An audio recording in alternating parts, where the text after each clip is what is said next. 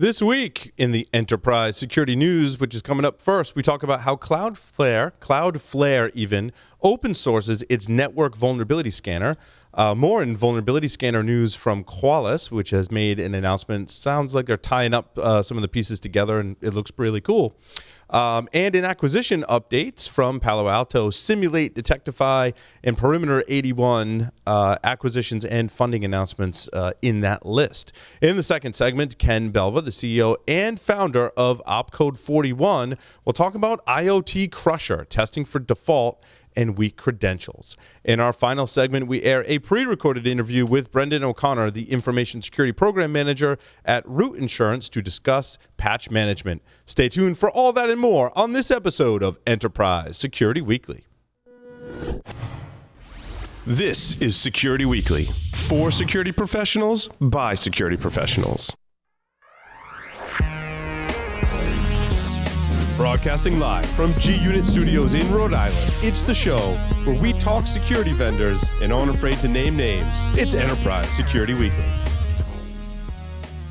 Networks are becoming increasingly complex and fragmented, and digital transformation and DevOps are driving an explosion in network connectivity changes. With each new network connection, cyber attackers may gain another opening to breach or traverse the network. At Tufin, they've pioneered a policy-based approach to network security management using automation and analytics. As a result, you can make network changes in minutes instead of days, reliably and securely. To learn more about Tufin, the security policy company, go to securityweekly.com/Tufin and sign up for a free evaluation. By the end of 2020, 99% of exploited vulnerabilities will be publicly disclosed and known to IT system admins. The consequences of that fact means the burglar will already be in your house because you left the front door wide open by failing to patch known vulnerabilities. How can you keep the threat actors out? Through cloud-based automation, Automox enables you to slam the door on unpatched OS and third-party vulnerabilities across your entire Windows, Mac, and Linux infrastructure. Take advantage of a free trial with Automox to not only see the vulnerability status of your infrastructure, but do something about it within minutes. Start automating the fundamentals of cyber hygiene at securityweekly.com/Automox. That's securityweekly.com/Automox. Most cloud threats are your responsibility, not your cloud service providers, and prevention-based security isn't enough on its own. That's why Gartner predicts that 60% of enterprise security budgets will go towards detection and response in 2020. ExtraHop RevealX Cloud delivers cloud-native network detection and response for the hybrid enterprise, the only SaaS-based NDR solution for AWS. Request your 30-day free trial of RevealX Cloud at extrahop.com/trial. That's extrahop.com/trial. Welcome, everyone, to episode number 163 of Enterprise Security Weekly, being recorded on November 27th, 2019. I'm, of course, your host, Paul Asadorian, joined remotely by Mr. Matt Alderman. Matt, welcome. Good afternoon, Paul. Trying to stay warm. It's 9 degrees, and we got 10 inches of snow yesterday. Wow. Hopefully your house is coming on. I saw a picture of your new kitchen. It looked beautiful. Yeah, we did the preliminary walkthrough yesterday at the house. So luckily it's all buttoned up, and there's about 10 inches of snow up on the roof. But inside it's nice and warm. Oh, good. Almost there. Yes. Fantastic.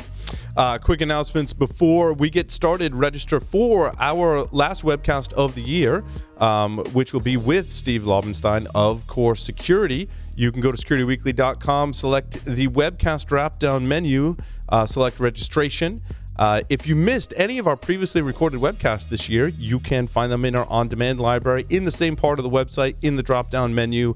And every webcast that you watch, whether live or pre-recorded on demand, will receive 1 CPE credit per webcast. So it's a good time in December to catch up on your CPE credits and go through our archives of webcasts that we did this year and learn some stuff and earn credits, which is great. As well, when you're on your holiday break, with Thanksgiving being, of course, tomorrow, make sure you fill out our annual listener feedback survey. Go to securityweekly.com, click the survey tab, fill out our 2019 listener survey. We collect information from you, the listener, to make our show better and serve your needs. So tell us what you want to hear on the show, what you like, what you don't like, and we will do our best to make adjustments. Let's see. We've got some enterprise security. Not a whole lot of news this week, Matt. I have to say, one thing on my mind that ties into some of our news and our interview today is the internet has some really bad advice when it comes to security, especially when it comes to security of Docker containers and Kubernetes. Just the research that we've been doing recently, right? So we've started to like break apart our application into more containers, which then starts, begging questions of authorization, how you store credentials, how you authorize communications between things, how you might implement an orchestrator such as Kubernetes locally in the cloud, and just reading all that documentation. I wish I had saved one of the links. One of the links basically says, hey, if you're here because you're looking into how to configure a Docker container, be aware that the examples on the internet largely are bad. Like basically everything, first thing is wrong, everything runs as root. So when I reconfigured a new container, and Matt, you were pretty adamant about this too. You were like, you can't run as root. I still have some questions like, what happens to the root account? Is the password set when you pull it down from Docker Hub? Is it just not accessible? I still have questions. I'm sure, hopefully, I say that because someone will write in, with the answer, right? But there's a very important config to make sure your stuff's not running as root, which a lot of examples don't cover. The other thing is storing secrets. Matt, one of the examples I saw in Kubernetes, they were like, well, you never want to store your password, whether it's to an API or password to the database in clear text in your code. And also, if you're storing it in the Kubernetes like secrets manager that's included in Kubernetes, you need a way to obfuscate it. So like they're just base 64 encode it. I'm like, no, that's still that's still not. And again, it's largely just to make sure it's not in your code. Obviously, base 64 encoding it is not the answer, right? Largely, it's removing it from your code. If an attacker gains hold of the application, it still can reuse those credentials, essentially. And a lot of the solutions don't really help with that, depending on how you configure it. So it's an interesting thing. Yeah, you bring up two really interesting issues with containers in general, and they kind of interrelate. So if you've got your credentials inside the container or in your code, and you can gain access to it, then you have access into that container. And if you have root privileges, now you can leverage root to actually move to other containers on the pod, which are just bad things to do, right? And a lot of the early security solutions in the space were using privileged containers, which is basically root access, to gain visibility into the containers, but it also became this really interesting attack vector, which was just bad. And so we're still struggling through this, right? And some of the news we see this week ties into this evolving issue with containers, container security, and how best to address it. And we're going to continue to see solutions pop up in the space because a lot of people are thinking about innovative ways to solve the bigger problem when it comes to containers, whether it's runtime container security, whether it's credentials with containers in Kubernetes, whether it's the orchestrator and Kubernetes itself. There's a lot of activity happening in this space, and therefore you're seeing funding announcements in this space, and you're seeing acquisitions in this space. And I think the frustrating thing, the reason I bring it up in the show, is if you're defending an enterprise and you've got a DevOps team or just software that's being deployed inside of containers, it's really hard to find the answer, right? Because there's so many different ways to build and deploy a container, even if we're just talking about Docker and Kubernetes, which largely represent the majority of the market when we're talking about this type of technology. And again, like I feel like I'm back in the days of Perl. Like there's 6 different ways to accomplish the same thing. Which one is right for you, and which one allows for not just the agility in your application, but security and integrity of your application as a whole. And this is there are some standards which I need to go look at. I know CIS benchmarks have a container standard. I wanted to review that over the weekend as well, and see if I can find some standard that guide people, right? Like ourselves. There's also one for Kubernetes as well, on some base configurations for Kubernetes. And in the enterprise, that's why people were primarily either using Red Hat OpenShift or kind of Docker Enterprise, which is now owned by Mirantis, primarily for part of this reason, right? Is give me a standard way to do it so that I can figure out how best to create a good practice and kind of a standard best practice, but also start thinking about security in the enterprise side. And that's why you see some of these enterprise solutions in enterprise organizations, because they gave you some of that fundamental foundational elements to do that. Mm-hmm. So having said that, some interesting news this week. Now, speaking of containers, Cloudflare open sourced a network vulnerability scanner. Now, it's based on Nmap. It's based on NSE scripts, and the Vulner, I think is the Vulner script in Nmap, right? Which essentially they're cross-referencing CVE with data that's gathered over the network via Nmap. And I have to tell you, Matt, I mean, you and I both have worked a number of years, both together and separately, in vulnerability management for the larger players in the space. This is a valid solution today for solving part of the problem, in my opinion. It really is. And we talked about this a few weeks back, right? Mm-hmm. About the endpoint players and what could the endpoint players do on the endpoint with their agents. And you're starting to see in the EDR space, you're starting to see people bring forward vulnerability detection. Because if I have an agent on the box, I understand the hardware and software inventory. And by understanding the versions of hardware and software running, I can infer through the NVD lookup which vulnerabilities and patches need to be applied. Right. Now, Cloudflare does this locally and on the network. Did you notice that in the article? I thought it was, and they're using open source software because they're using OS Query to get it from the host and Nmap on the network. So that's actually pretty valid today.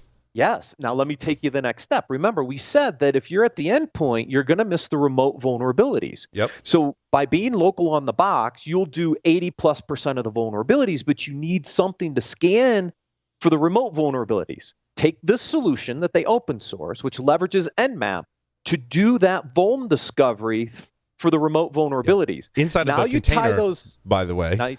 Now you tie those two together, you actually have a pretty strong solution. So the EDR vendors, hello, listen up.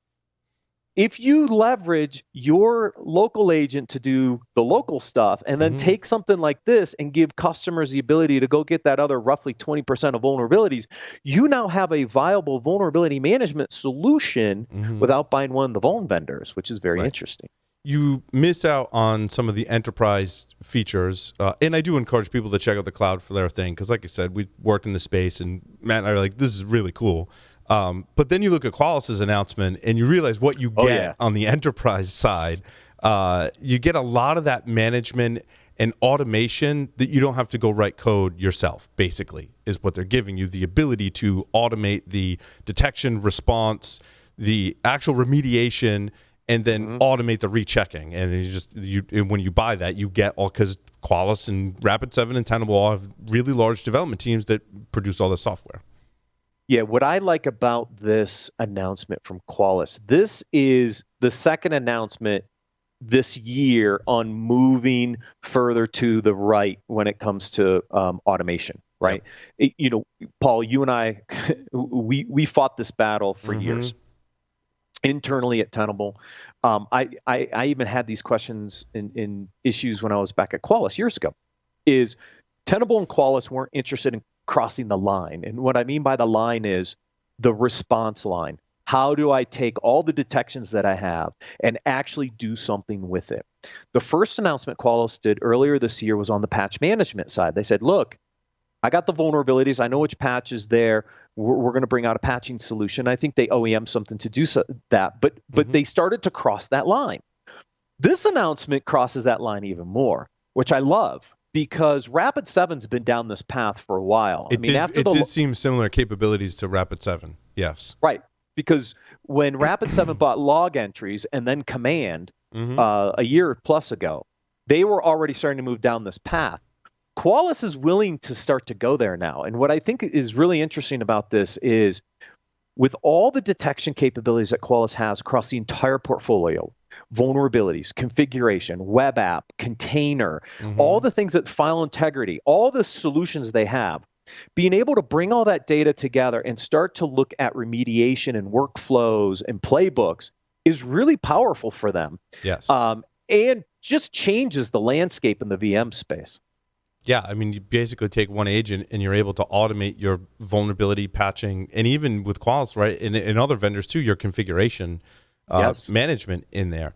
And all-in-one solution. So now I don't have to worry about integrating my data to a TVM vendor potentially, or into a SIM or some other SOAR product, because it looks like I'm going to be able to start to get that capability natively within the Qualys cloud platform. And I really think that, Matt, the way coverage plays into all of this is if you can patch what you've deemed as a priority, which is not everything, right, at all at once, certainly. If you can keep pace and reduce those windows of exposure for the things that are important to you in important areas of your business, the things that are in the news, the big vulnerabilities, right? Both configuration-based exposures and ones related to patching, you're just in so much better shape. You're not going to remediate 100% all 100% of the time, right? You're going to be probably, if I think you're good, you're remediating 75% of the known exposures, across 75% of your infrastructure. You know about the 25%, which is important, but you just haven't prioritized it yet, right? And you're making up for that with your detection and response capabilities, right? And the goal is to just shrink that window of the amount of time that you're actually vulnerable. Yeah, what you're doing is you're taking critical vulnerabilities and misconfigurations on critical assets and figuring out how to resolve those first and in the fastest, and then you start to deal with the rest. What they're doing is what you would now need about 3 different solutions to do, and they're starting to bring it all together. It's a very interesting announcement. And if one gets you 75% on the way there, and allows you to automate it like that, right? That's less time your team is spending collectively with that 75%, right? Now you can focus on the other things. Absolutely. You're making the attackers' lives more difficult. Basically, that's your goal as a defender, right? We'll talk more about that in our roundtable. Our Blue Team Tactics and Techniques is the first one I've actually started writing up. And just thinking about, basically we have to be comfortable with living with a certain number of exposures. How do we pick and choose which ones we're going to maybe live with or not, right? Yep. Let's see. The other announcements, some of the Google Cloud stuff, and there was another one in here on Google Cloud. I think C-Packet Networks is in here. And I think Extra Hop had an announcement on support for Google Cloud as well. And so basically what you're seeing is C-Packet is, I think they make those really fancy cards. They're one of those allow you to tap your network kind of companies. Yeah, they make the CTAP network tap. And of course, Extra Hop gives you that visibility as well. And what you're seeing, of course, is these types of vendors supporting the major cloud providers to be able to tap your network. It gives you that in my enchanting quadrants, right? Gives you that network visibility even when you're deployed up into the cloud, which I think is still important. And I think it largely, pun intended, untapped market, right? In the rush to move to the cloud, I think we've often lagged behind in that network visibility. Well, we have. And remember, part of this was the cloud providers didn't make it easy to get some of that network data. Correct. But Google, Amazon, and I think Microsoft all now provide taps into that network traffic so you can actually get that visibility. But it was limited there for a while. I mean, Extra Hop was one of the first ones to announce, I think, both AWS and GCP support for tapping into those network taps. Now you have C-Packet Networks doing the same. So now I can get that network visibility I'm used to having on-prem in my data center out of my cloud side to do all those beautiful correlations you want to do in your enchanted quadrants. Absolutely. Let's see. So a lot of funding news. Detectify raised $23.7 million in a Series B. This is good. Yeah. If they put this towards R&D and user experience, they could be, and supporting DevOps, right? That it could be a good play for Detectify. Yeah. Now remember, so when we did our research back in the day, we came up with 3 vendors we thought were worth acquiring at the time. Detectify was one of those 3 if we were going to move into the web app space. And I remember meeting with the CEO and having the conversations, trying to do some aspects of the negotiation. And I told him, I said, look, you have to realize where the market's going. I said at some point you run out of acquisition options, you got to start raising money. Right. So this is their second round of raise. They raised their first round about $5 million about a year ago, where they're starting to gain some traction. And look, the product's solid. It was one of our top 3 choices when we evaluated the market back then. Their engineers are awesome. Having researched the company, they're probably not names you might recognize, but when you start looking into who's actually building their product in security, like there's some accomplished researchers on their team, and they've done a great job of taking that knowledge and talent and putting it inside the product. They had great features, like if you had included JavaScript from another application at that time, Detectify was one of the only ones that could be like, hey, that JavaScript you're running has some vulnerabilities in it. That library you're using, that other code you're borrowing, just by remotely scanning your website, they were like, yeah, that's no good. And they would identify it as a vulnerability. I thought it was really smart on their part. Yeah. So this is just another round of funding to help them continue to grow, which is a good great raise because too. Yeah. It is, because they're going to have to kind of go on their own now. I mean, we've seen some consolidation in the space, but most of it's done. I mean, you have, Tenable made its moves, Rapid7's made its moves, Qualys built its own. Built their own, yep. Right? So there's not a ton of exits left for these guys, so they have to continue to build value as a product to survive kind of standalone. There might be a couple other plays for them, but I think they're limited when you look at what's already happened in this space. Let's see. Perimeter 81 raises $10 million. Yeah, I don't know these guys very well. It sounds familiar. We've researched them or talked to them or something. Yeah, they used to be called Safer VPN. So I think of this as kind of what OpenVPN might be doing, right? More of a cloud-based virtual private network. My question here is, I don't know how the technology works. But again, we talked a little bit the other day about requirements, right? If I'm going to take the internet and connect it to the internet, I can't shove it through a thin little straw. Is that what this is really doing? Or is there more to it than that in this solution? That's what I don't understand. To understand the viability of a solution like this, we had OpenVPN on a few months back, where they were going to expand some of this capability into the cloud and create kind of this multi-connection layer, so you don't get stuck into this kind of single, straw approach when it comes to VPNs. If Perimeter 81 is doing something similar, then I think there's some viability here for the long haul. So I got to dig into the details. Agreed. Cymulate. I thought we covered this before, but it wasn't. It was a checkpoint acquisition with a similar name. Correct. Yeah, lots of those. But this is breach and attack simulation. And what I've noticed, Matt, and I think is really encouraging, if you look at the past year, and I hate doing the recaps, right? But if we look at trends and we limit it to this year, there's been a lot of consolidation in a lot of the spaces in security, right? Larger companies acquiring smaller companies and bringing them into the fold. But what we've also seen is a lot of new startups coming into those categories, and a lot of existing startups not getting acquired but raising money and being a player in the space. And we see this, this cycle kind of continue. And I think that's what's encouraging covering the space is I would not like to only see one or the other, right? I don't want to only see new startups and funding happening and them not going anywhere, right? I don't only want to see companies just getting swallowed up by larger ones. I want to see the full cycle, right? New players coming into the market, existing players getting funding, and existing players making acquisitions in the category.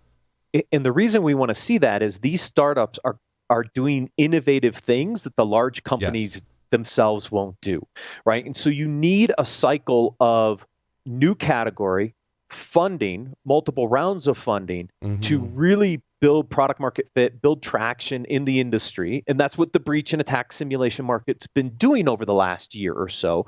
They're gaining momentum. They're continuing to raise funds and getting higher visibility. So that's great for the entire market segment as a whole, which is great. And then at some point, you're going to have the large vendors come in and say, look, we need this capability to augment what we're doing. You're going to see some acquisitions. We just saw this cycle happen on the endpoint detection response side, Yep. right? EDR has been that kind of same market year, the last 3, 4, 5 years, a lot of startup, a lot of funding in the space. But then this year we started to see some consolidation in that space, right? The moves that others have made with acquisitions and going public, you've seen some very interesting consolidation. So we're going to see ebbs and flows in these cycles across these different market segments. And it's good for the industry as a whole. Yeah, it's good for us as consumers, right? We want to have options. I can't really think of a category where you would say, yeah, pretty much regardless of what enterprise you are, that you want to go with this vendor in this category, right? It depends on your requirements, and you've got options. And we always want to have options. We don't want to have monopolies in any category. Absolutely. Yeah. And certainly so this is great for these guys. Yeah. Breach and attack simulation, right? We've seen acquisitions happen. We've seen bigger players. Some of the first. Safe Breach was one of the first ones in this market. They have not been acquired, and I continue to grow as far as I know. Veridin was acquired this year, but then you've got others that are still out raising money and growing in this space. ThreatCare was acquired. I think private equity, perhaps. ThreatCare was acquired. And then you see Cymulate raising $15 million in a Series B, which is great. Very good. Let's see. The Apparetto acquisition by Palo Alto. Palo Alto they're on a buying spree. Holy cow. And it's interesting. I was talking about this at a local security meeting. It'll be interesting to see what they do with Cortex, right? Is that more for a small business? Is that for an enterprise? They acquired a nice little set of technologies, integrated them together, rebranded it Cortex. I don't know where this Apparetto acquisition will go. Does it say in the article? It doesn't. But so here's what's interesting is this is a pattern by Palo Alto lately in the container space, right? They bought Twistlock. They bought PureSec. Now they bought Apparetto. Yep. These are all highly adjacent acquisitions in a broader container security ecosystem. Apparetto has not been around that long. They kind of came up and around the same time Layered Insight came into this space, raised a little over $35 million, $150 million acquisition. That's a 4Xer. That's great for the investors.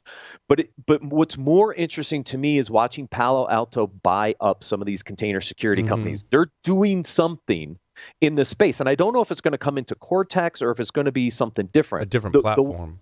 Right. The way I understood Cortex is Cortex was really going after kind of the Splunk detection response side of the equation, right? The Secdo acquisition and some of the other stuff that they were doing was really going to be positioned more to go after kind of the Splunk on the detection response. This stuff on the container security ties into the application security market. I don't know if it's going into Cortex or something else, but they're buying up some very interesting pieces of intellectual property here. Now, what I like from a consumer perspective, if I look at this at a very high level, right? I'm building an application, maybe multiple applications. What I hesitate to do is go to a third party to apply security to my application in one narrow aspect, right? One could look at Apparetto as that. And I don't want to be pigeonholed into that. I want to build my application and use a platform that gives me the security. If Palo Alto is going to buy up some really good companies across these little spaces in container and application security, they can build a platform that I can go to one place and say, oh, I want to use your solution for all my applications, and I get the benefit of maybe 3 or 4 individual companies that can provide me with a comprehensive suite of tools that maybe I overlay on top of my cloud provider, or maybe Palo Alto becomes that application provider or has a relationship with the cloud players I go to Amazon and then I use Palo Alto's platform for security. Yeah, and what these 3 acquisitions have done is you've got the static analysis from Twistlock with some runtime capability. PureSec brings in some serverless capabilities. And now Apparetto brings in some of the microsegmentation and Istio support for service mesh. These things all play together pretty well, along with Palo Alto's firewall. You start to see where this could start to go, and I think it's really interesting. Let's see. What else we got? Cloudflare. I think we covered it all. I think we did. There wasn't too much, holiday break coming up. but good stuff nonetheless. With that, we'll take a short break and come back with Ken Belva from Opcode 41. Stay tuned.